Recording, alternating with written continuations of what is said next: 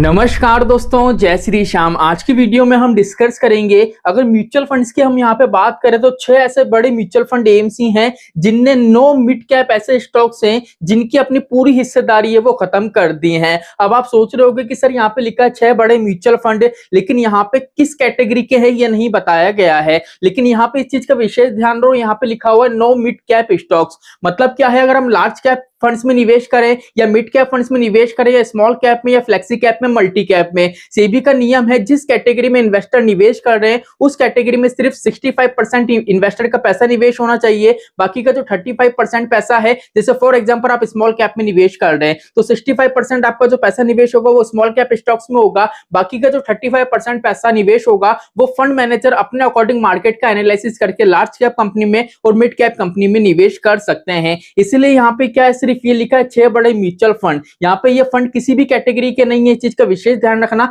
यहाँ पे एएमसी की बात हो रही है तो यहाँ पे सबसे पहले अगर हम बात करें तो यहाँ पे सबसे पहले आता है एचडीएफसी म्यूचुअल फंड। अगर इंडिया की बात करें तो इंडिया में टॉप सेकंड एएमसी है। और यहाँ पे अगर हम बात करें तो एचडीएफसी म्यूचुअल फंड ने नवंबर में मुथूट फाइनेंस में अपनी हिस्सेदारी बेच दी है। अब इसके किसी भी तरीके के स्टॉक्स आपको देखने को नहीं मिलेंगे। अब यहाँ पे सीधा सा लॉजिक है, मुथूट फाइनेंस की बात करें तो यहाँ पे काम किस तरीके का होता है, गोल्ड लोन का।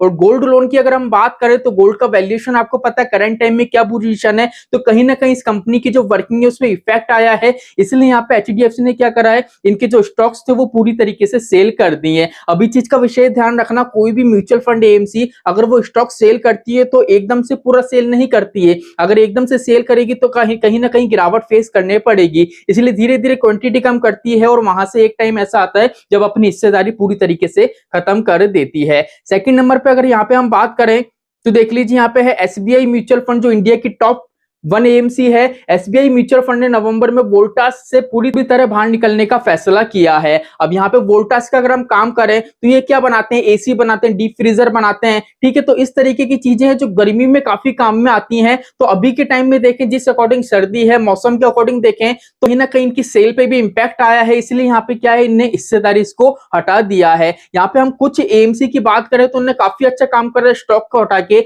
लेकिन कुछ एएमसी की बात करें जिनने स्टॉक को हटाया है उससे कहीं ना कहीं आपको इंपैक्ट देखने को मिलेगा, रिटर्न नेगेटिव भी हो सकते हैं।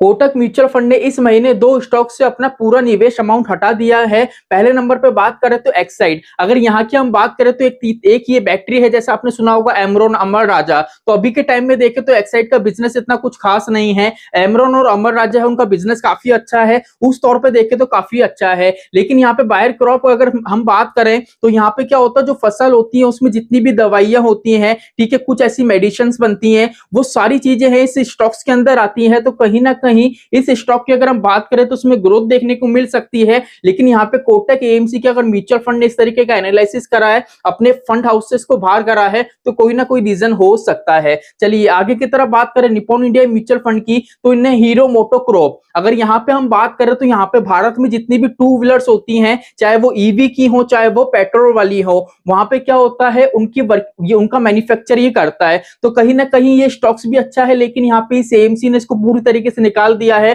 तो हो सकता है कोई रीजन हो, कोई अंदर की बात हो जो अभी तक आम जनता को नहीं पता हो। तो यहाँ पे अगर मान लीजिए अगर कोई भी ऐसी नेगेटिव न्यूज नहीं है, अगर फिर भी अगर इस स्टॉक से हिस्सेदारी हटाई है तो हो सकता है थोड़ा नेगेटिव इंपैक्ट हमको देखने को मिले। उसके बाद आता है quant mutual fund. Quant mutual fund की बात करें तो यहाँ पे 3 स्टॉक से हिस्सेदारी हटाई है। लुम्पिन की बात करें तो ये भारत में जितनी भी जेनरिक दवाइयां आती हैं ये उसका बिजनेस करता है, उसको मैन्युफैक्चर करता है। तो कहीं ना कहीं अगर अपन देखें तो जेनरिक दवाई मार्केट में काफी ज्यादा सेल होती है, तो इस स्टॉक को निकालने से काफी ज्यादा इंपैक्ट क्वांट एएमसी को देखने को मिल सकता है, एक नेगेटिव इंपैक्ट हमको देखने को मिल सकता है। और दूसरा है एचपीसीएल। एचपीसीएल की बात करें तो यहाँ पे कच्चे तेल जो आते हैं, ऑयल्स होते हैं, उनका उत्पादन करती है। तो यहाँ पे अगर इसको सेल करने की इन्होंने सोचा है तो पॉजिटिव इंपैक्ट हमको देखने को मिलेगा। तो यहाँ पे अगर नीचे की तरफ देखें आईसीआईसी प्रूडेंशियल म्यूचुअल फंड, इसमें एमएम फाइनेंशियल सर्विसेज है, मतलब महिंद्रा एंड महिंद्रा। तो यहाँ पे अगर अपन बात करें तो यहाँ पे क्या होता है, लोन का ये काम करते हैं, पर्सनल लोन हो गया, बिजनेस लोन हो गया, टू व्हीलर लोन हो गया,